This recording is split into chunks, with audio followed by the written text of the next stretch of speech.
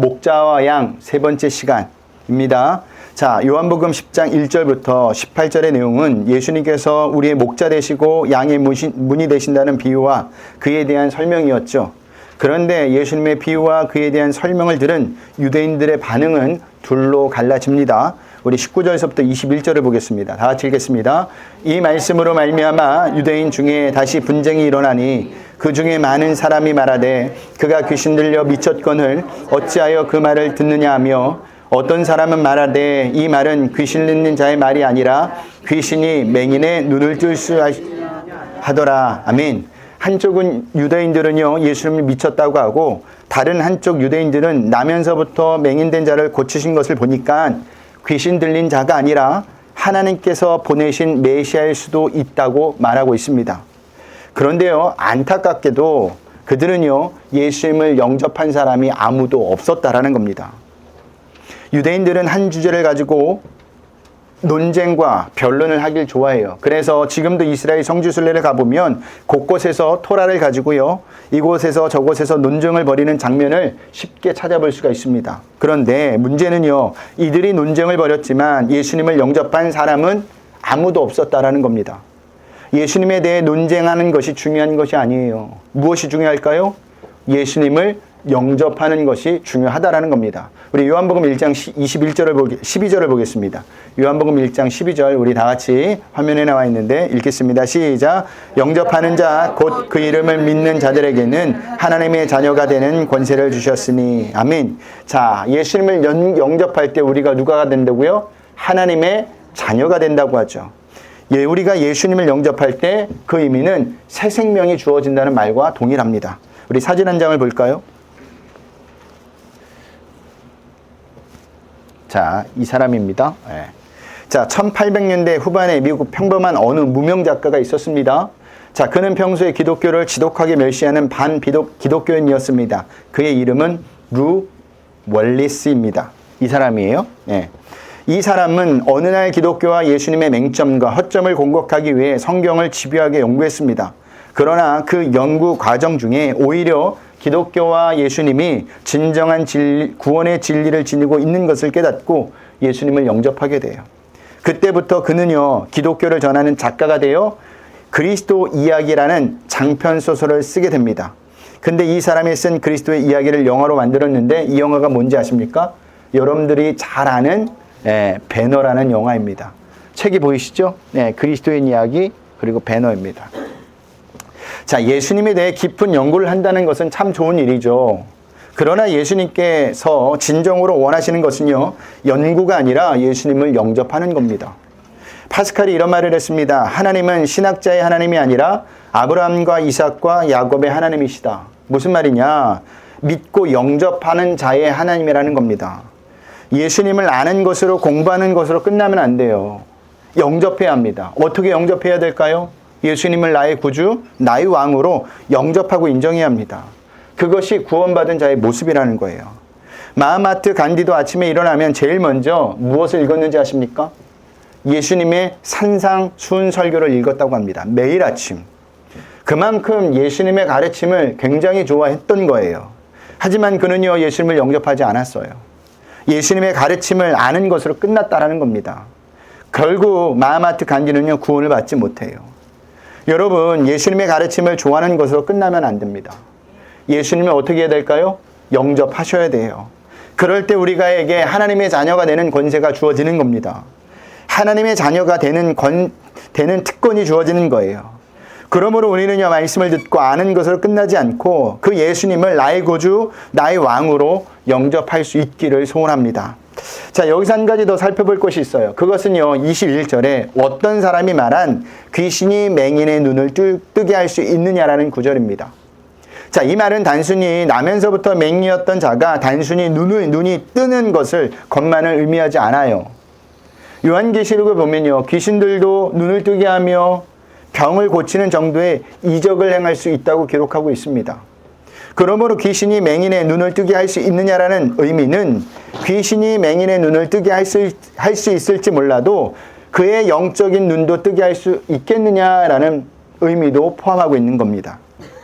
그러니까 귀신은요, 절대로 영적인 눈으로 예수님을 바로 볼 수 있게 하지 못한다라는 거예요. 오히려 그들은요, 귀신들은 어떻게 할까요? 영적인 눈을 가려 예수님을 바로 볼 수 없게 하죠. 그렇다면 어떤 사람은 맹인이었던 자가 영적인 눈을 뜬 것을 어떻게 알았을까? 어떻게 알았을까요? 맹인이었던 자의 삶이 변했기 때문입니다. 맹인이었던 자의 부모조차도 유대 사회로부터 출교당할 것을 두려워한 나머지 예수님께서 자식의 눈을 뜨게 하셨다는 것을 모른다고 부인했습니다. 그러나 맹인이었던 자는요, 출교당할 것을 알고 있었음에도 불구하고 두려워하지 않고 예수님께서 자신의 눈을 뜨게 하셨다고 오히려 당당하게 밝혔다라는 사실입니다. 맹인이었던 자가 이렇게 당당히 밝힐 수 있었던 것은요, 영적인 눈으로 예수님을 바로 볼 수 있었기 때문이에요. 진리가 무엇인지 깨달았기 때문입니다. 더 쉬운 말로 이야기하면 진짜가 무엇인지 알았기 때문이에요.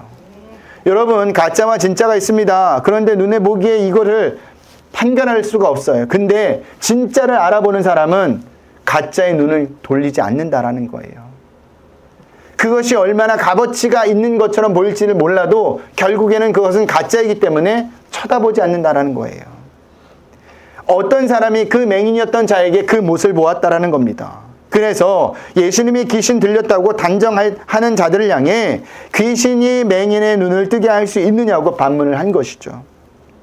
그런 의미에서 우리도 영적인 눈이 띄어지는 것이 중요합니다.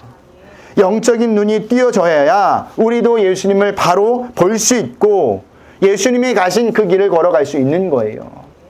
예수님이 영적인 눈이 우리가 뜨어지지 않으면 우리는 절대로 예수님을 따라 살 수가 없어요. 왜요? 인간적인 생각에 그 길은 손해보는 길이기 때문이죠. 여러분, 이 아침에 이 시간에 나온 것 자체가 손해보는 겁니다. 맞죠? 눈이 그렇게 많이 왔어요. 빙판이 됐어요. 그러면 어떻게 될까요? 집에서 쉬어야죠. 예. 아, 잘 됐다. 목사님에게 핑계할 거리가 생겼구나. 눈이 많이 와서 목사님 갈 수가 없어요. 아멘 안 하시면 안 돼요. 아멘 하시면 안 돼요. 영적인 눈이 띄면 그 모든 것을 뒤로하고도 주님 앞에 예배하는 자가 된다라는 겁니다. 그렇게 예배하는 삶을 살다 보면 자연스럽게 삶도 변하게 되는 거예요. 여러분, 내가 변하고 싶어서 변하는 게 아니에요. 인간이 변하고 싶어서 변하는 것은 한계가 있다니까요. 제가 늘 이야기하잖아요. 어떤 이야기를 들까요? 살을 빼는데도 한계가 있더라고요. 노력에도. 제 집사님이 그래서 늘 이야기해요. 목사님 좀만 기다려봐요. 그대로 돌아온다고. 예, 내가 그날을 기다린다고 이야기하시는데 그게 인간이에요. 예. 근데 영적인 눈이 뜨이면 계속해서 그 길을 갈 수 있습니다. 예수님을 따라가는 삶을 살 수 있습니다. 자, 우리 22절을 보겠습니다. 우리 다 같이 읽겠습니다. 예루살렘에 수전절이 이르니 때는 겨울이라. 아멘. 자, 요한복음 7장부터 10장 21절까지는요, 초막절을 배경으로 했다면 오늘 본문부터는 수전절을 배경으로 합니다.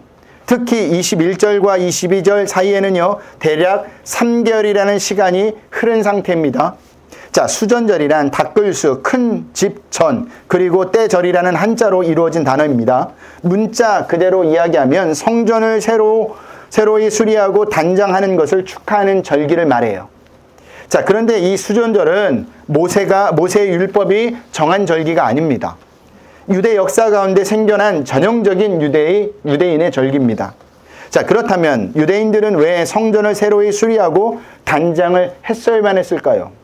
기원전 2세기에 이스라엘을 지배하고 있었던 나라는 시리아인데, 시리아 왕 안티오코스 에피파네스가 이 사람이 유대인들을 핍박했습니다.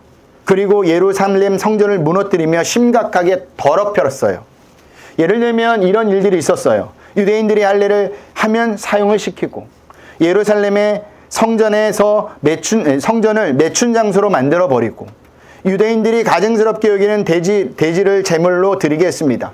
그것도 어디서요? 성전에서. 유대인들에게는요, 이런 치욕도 없는 겁니다. 그래서 주전 166년경 마카비 가문을 중심으로 시리아와 전쟁을 벌였고 결국 승리하여 성전을 수리하여 하나님께 봉헌을 드린 거예요. 그날 이후부터 이스라엘 백성은요, 이날을 수전절이라고 정하고 6월절 오순절과 더불어 이스라엘의 최대 명절의 절기로 지켰다고 합니다. 그런데 본문은요, 그때가 시기적으로 어떤 때였다고 이야기합니까? 겨울이었다고 하죠. 이스라엘의 수전절은요, 한국의, 우리나라의 동지와도 같습니다. 우리나라의 동지가 한겨울이듯 이스라엘의 수전절 또한 한겨울인 거예요. 그러면 수전절에 예수님은 그 추운 겨울에 성전에서 무엇을 하고 계셨을까? 우리 22절을 볼까요? 23절을 볼까요? 다 같이 읽겠습니다. 예수께서 성전한 솔로몬 행각에서 거니시니. 아멘. 자, 예수님이 솔로몬 행각에서 거니셨다는 것은요, 그냥 돌아다니셨다는 의미가 아닙니다. 사람들에게 진리의 말씀, 복음을 전했다는 의미예요. 왜냐하면 솔로몬의 행각은 성전에서 가장 많은 사람이 모여 있는 곳이기 때문입니다. 자, 사도행전을 보면 베드로와 요한이 날 때부터 걷지 못한 사람을 나사렛 예수 그리스도의 이름으로 걷게 한 후 어디서 복음을 전합니까? 어디서 복음을 전해요? 솔로몬 행각에서 복음을 전합니다. 그때 베드로의 설교를 듣고 몇 명이 예수를 믿게 되죠? 3,000명이 예수를 믿게 되는 거예요. 그만큼 수많은 사람들이 솔로몬 행각에 모여 있었다라는 겁니다. 그래서 예수님이 그곳에서 진리의 말씀, 복음을 전하셨던 겁니다. 이에 유대인들은요, 진리의 말씀을 전하는 예수님을 에워싸고 이렇게 묻습니다. 우리 24절을 보겠습니다. 우리 다 같이 읽겠습니다. 유대인들이 에워싸고 이르되 당신이 언제까지나 우리의 마음을 의욕하게 하려 하나이까? 그리스도이면 밝히 말씀하소서 하니. 아멘. 무슨 말이냐면 왜 우리를 헷갈리게 하느냐? 당신이 오실 메시아이면 스스로 밝히라고 합니다. 자, 그들은 예수님에게 자신들이 믿을 수 있는 메시아의 표적을 보여달라고 지금 하는 거예요. 그런데 정말 그들이 답답하게 여길 만큼 예수님이 자신을 메시아라고 말씀해 주지 않았습니까? 아니에요. 말씀해 주셨어요. 물론 예수님이 직접 자신을 메시아라고 말씀하진 않았습니다. 하지만 예수님은 그들이 충분히 믿고 알아들을 만큼 자신이 메시아임을 드러냈다라는 겁니다. 당당하게 하나님과 자신의 관계를 밝히셨어요. 이것은 유대인들도 인정한 바입니다. 요한복음 7장 26절에서 예루살렘 성전에서 예수님의 가르침을 들은 무리가 이렇게 말했습니다. 우리 7장 26절을 보고 가겠습니다. 우리 다 같이 읽겠습니다. 보라, 드러나게 말하되 그들이 아무 말도 아니하는도다. 당국자들은 이 사람을 참으로 그리스도인 줄 알았는가? 당국자들이 어떻게 알았다고요? 그리스도인 줄 알았다고 하는 겁니다. 이것은 후에 예수님의 말씀을 통해서도 확증이 됩니다. 우리 요한복음 18장 20절도 볼까요? 우리 다 같이 읽겠습니다. 예수께서 대답하시되 내가 드러내놓고 세상에 말하였노라. 모든 유대인들이 모이는 회당과 성전에서 항상 가르쳤고 은밀하게는 아무것도 말하지 아니하였거늘. 아멘. 보세요. 예수님이 뭐라고 이야기하십니까? 회당과 성전에서 항상 가르쳤다고 하죠. 은밀하게 가르친 것도 아닙니다. 항상 드러나게 가르쳤다라는 겁니다. 우리는 이 말씀을 통해서 무엇을 알 수 있느냐? 그들이 정말 궁금해서 예수님께 묻는 것이 아니라는 겁니다. 31절을 보면 예수님의 말씀이 끝나자마자 그들이 어떤 반응을 보이는지 아십니까? 예수님을 돌로 죽이려고 하는 반응을 보입니다. 그러니까 그들의 믿음의 의도가 무엇인지 짐작할 수 있죠. 그들의 의도는 예수님을 책 잡는, 시비를 걸어서 죽여버리려는 의도가 있었다라는 겁니다. 이에 예수님께서는 어떻게 말씀하시느냐? 우리 25절, 26절을 보겠습니다. 우리 다 같이 읽겠습니다. 예수께서 대답하시되 내가 너에게 말하였을 때 믿지 아니하는도다. 내가 내 아버지의 이름으로 행하는 일들이 나를 증거하는 것이거늘 너희가 내 양이 아니므로 믿지 아니하는도다. 아멘. 자신은 이미 충분히 말하였고 메시아된 표적을 증거로 보여주셨다고 하죠. 예수님은 말씀도 하셨고 행동으로 보여주신 겁니다. 그 말씀과 행동들이 바로 증거들이라는 거예요. 말씀하셨고 보여주셨지만 그들에게는요, 볼 눈과 들을 귀가 없었을 뿐이에요. 그런데 그들의 눈과 귀가 볼 수 없고 들을 수 없는 이유는 다양했습니다. 먼저는요, 예수님이 그들이 말하던 메시아의 모습이 아니었기 때문이죠. 그들이 말하던 메시아의 모습은 힘으로 로마의 압제로부터 벗어나게 해줄 정치적, 민족적 메시아였습니다. 그런데 예수님은 그러한 모습을 보이지 않았죠. 오히려 어떤 모습을 보이시죠? 유대인들이 죄인으로 낙인 찍힌 자들과 함께 하셨습니다. 그러니 예수님의 말씀과 행동들이 유대인들 마음에 전혀 들지 않았다라는 겁니다. 우리도 마찬가지예요. 예수님을 어떻게 바라보고 나올까요? 나를 구원하신 나의 구주, 나의 왕으로 보지 않아요. 나의 소원과 바람을 들어줄 분으로 나오는 분들도 너무 많다라는 겁니다. 여러분, 우리가 믿는 예수님은 그런 예수님이 아니에요. 우리 소원과 우리 바라는 것들을 모두 들어주는 것은 우상에 불과한 겁니다. 우리의 가장 중요한 것이 뭘까요? 영원이에요. 영생이라는 겁니다. 우리의 구원이라는 겁니다. 그래서 가장 먼저 해결해야 할 것이 뭐예요? 제사함입니다. 그리고 우리를 구원하는 거예요. 우리는 이 구원에 신앙생활하면서 초점을 맞춰야 되는데 그러지 않다라는 겁니다. 그래서 내가 내 소원과 바람을 위해서 기도했는데 들어지지 않으면 하나님도 없나 보다, 예수님도 없나 보다 라고 해서 교회를 떠나버리는 거예요. 우리는 이 말씀을 통해서 인간의 실체를 보게 됩니다. 인간은요, 보고 싶은 것만 보고 듣고 싶은 것만 듣습니다. 무슨 말이냐면 자기가 가지고 있는 고정관념에서 벗어나지 못한다라는 거예요. 여러분, 똑같은 말씀이 오늘 선포되어지지만 듣는 거는, 보는 거는, 깨닫는 거는 다 다릅니다. 왜일까요? 듣는 것만 듣고 보고 싶은 것만 보기 때문이에요. 대표적인 이야기가 민수기 13장에서 나와요. 이스라엘 백성이 출애굽을 하고 하나님께서 약속하신 땅을 정탐하는 장면이 나오는데 12명의 정탐꾼을 보냅니다. 그런데 10명은 부정적인 보고를 하고요. 2명은 긍정적인 보고를 하죠. 자, 부정적인 보고의 내용은 이렇습니다. 우리 민수기 13장 31절서부터 33절을 보겠습니다. 우리 다 같이 읽겠습니다. 시작. 그와 함께 올라갔던 사람들은 이르되 우리는 능히 올라가서 그 백성을 치지 못하리라. 그들은 우리보다 강하니라 하고 이스라엘 자손 앞에서 그 정탐한 땅을 악평하여 이르되 우리가 두루 다니며 정탐한 땅은 그 거주민을 삼키는 땅이요 거기서 본 모든 백성은 신장이 장대한 자들이며 거기서 네피림 후손인 아낙 자손의 거인들을 보았나니 우리는 스스로 보기에도 메뚜기 같으니 그들이 보기에도 그와 같을 것이니라. 아멘. 자, 10명의 부정적인 보고는 한마디로 가나안 땅 거주민이 우리보다 강하다라는 것이죠. 그들과 비교할 때 우리는 메뚜기와 같은 존재다라는 겁니다. 더 나아가서 어떤 고백까지 하느냐. 아마 그들도 우리를 그렇게 볼 것이다 라고 넘겨짚기까지 합니다. 왜 그들이 이런 생각을 가졌을까? 이스라엘 백성은요, 몸은 출애굽을 하였지만 생각은, 정신은 아직까지 출애굽을 하지 못한 겁니다. 애굽에 지배당했던 고정관념에서 아직 벗어나지 못하고 있었기 때문이에요.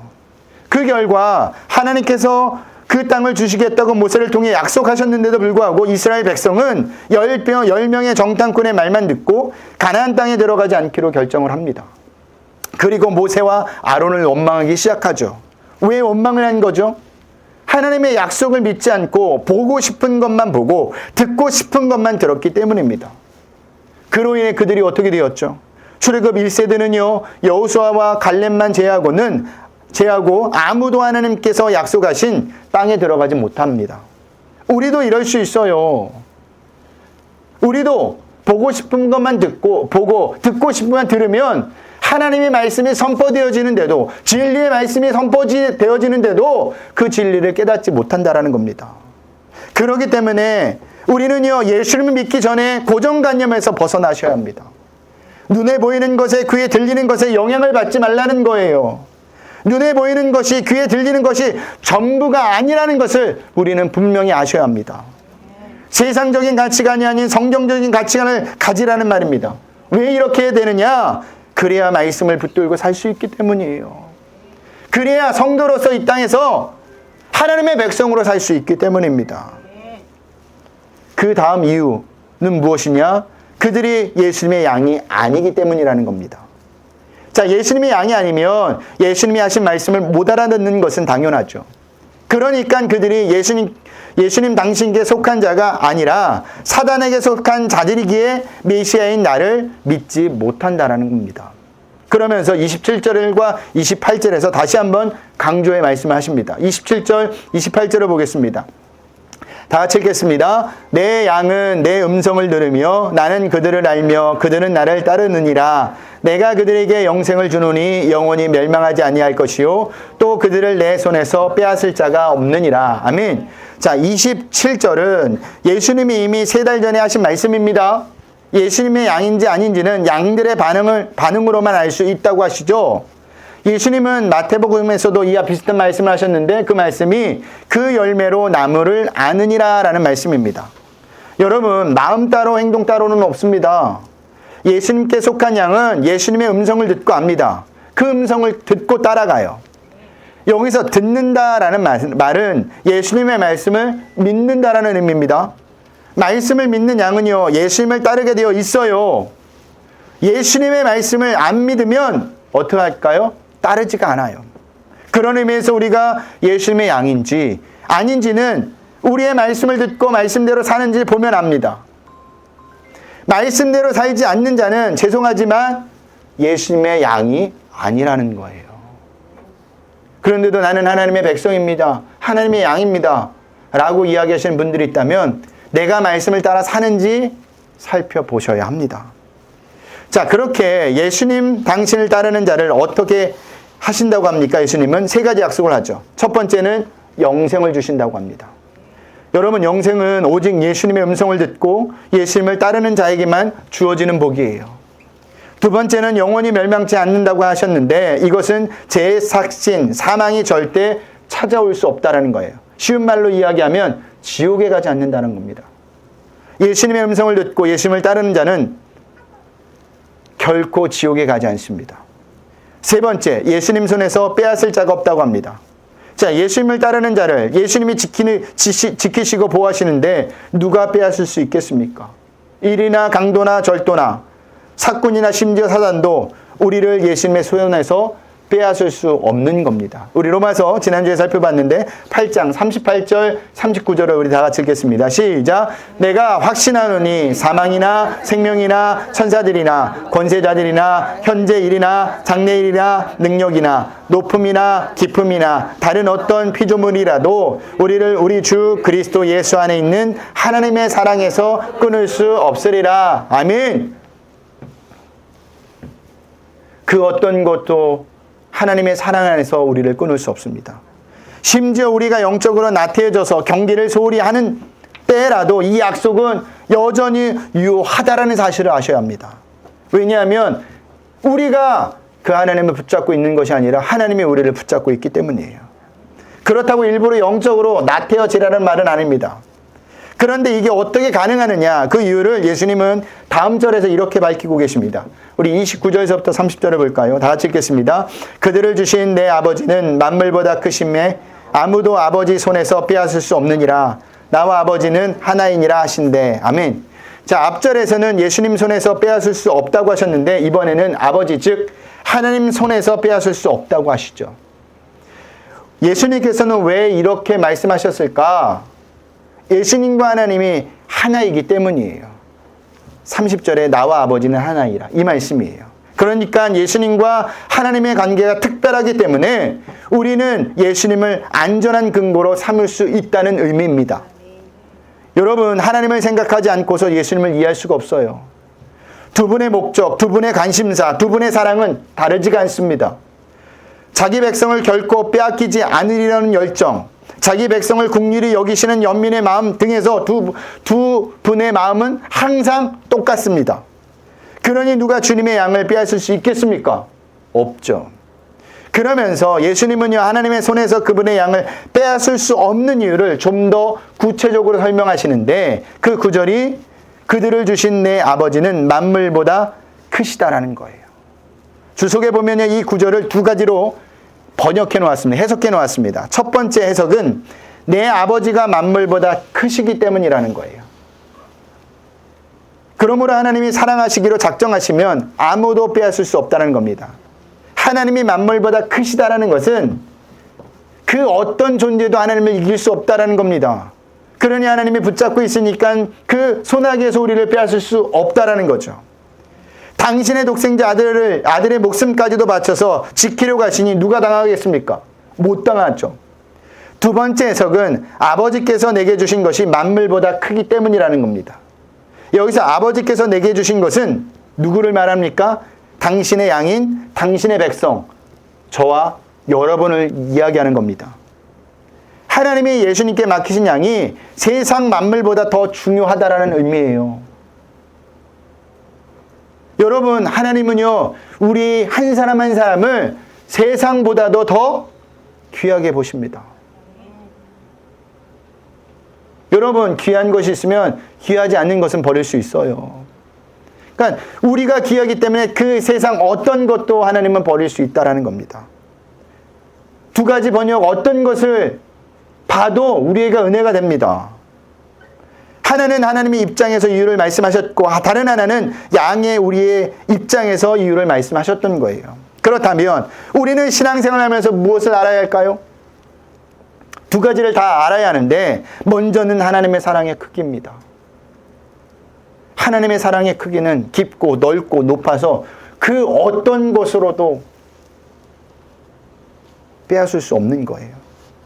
그 다음은 내가 하나님께 얼마나 귀한 존재인지를 아는 거예요. 여러분은 천하보다 귀한 존재입니다. 그러니 늘 내가 귀한 존재라는 사실을 마음속에 품고 당당하게 사세요. 내가 하나님의 자녀다, 하나님의 백성이다 라는 마음을 갖고 사시길 바랍니다. 세상 사람은 우리가 가진 것, 우리의 외모, 우리의 지위, 이것을 평가하지만 하나님은 그것을 가지고 우리를 평가하지 않아요. 세상 사람들이 보는 눈이 잘못된 거예요. 하나님은 우리를 정확히 보시고 정확히 귀하게 여기시고 계시다라는 겁니다. 우리가 이 두 가지 사실을 안다면 세상에서 어떤 위협이 온다 할지라도 흔들리지 않고 하나님만 바라보며 신앙생활을 해 나갈 수가 있는 거예요. 근데 많은 성도들이 이 두 가지 사실을 잃어버려요. 하나님의 사랑이 크다라는 것, 내가 그 어떤 존재보다 귀하다라는 것, 이것을 절대 잊지 마시길 바랍니다.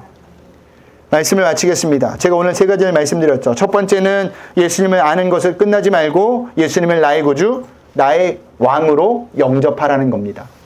두 번째는 우리가 가지고 있는 고정관념에서 벗어나라는 거죠.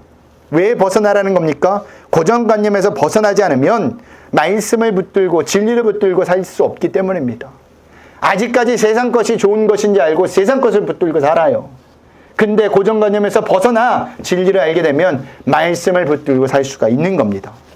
세 번째는 하나님의 사랑의 크기와 우리의 존재가 하나님께 얼마나 귀한, 존귀한 존재인지를 알아야 한다는 겁니다. 이것을 할 때 신앙생활을 하면서 어떤 일을 만나든지 우리는 흔들리지 않아요. 불안해하지 않습니다. 오히려 담대할 수 있다는 겁니다.